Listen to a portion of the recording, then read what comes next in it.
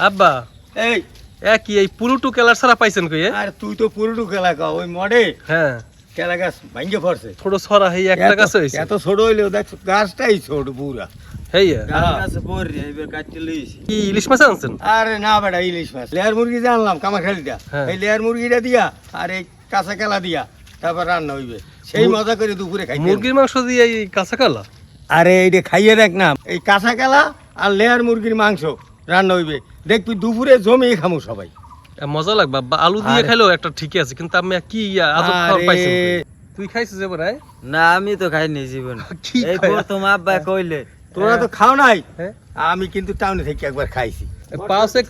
Check করেন পরে কিন্তু জোয়ে খাইয়া লাইবে হ্যাঁ যোগ নাই না না না বৌমা জি, এই যে কাঁচা কেলা আনছি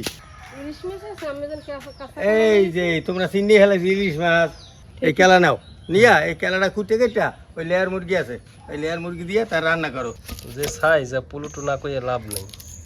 সাইজটা ছোট হইলো কলাটা পোক্ত হইছে আর খাইতেও মজা হইবে।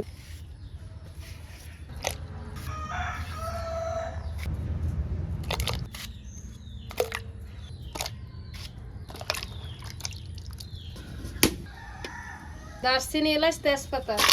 পেঁয়াজ রসুন বাটা আদা বাটা হলুদের গুঁড়ো মরিচের গুঁড়ো জিরের গুঁড়ো লবণ কয়টা খুদ্দি মরিচ মশলা কষানো হয়ে গেছে আর মাংস দিয়ে দেবো।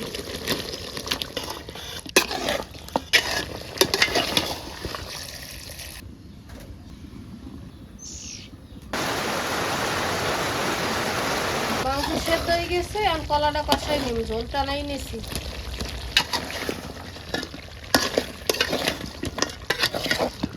কলা কষানো হয়ে গেছে এবার ঝোল দিয়ে দেবো। কাঁচা কেলা দিয়া মুরগির মাংস রান্না হয়ে গেছে এখন গরম ভাত দিয়া জমিয়ে খামো গোস্ত আর কেলা একরকম রং হয়ে গেছে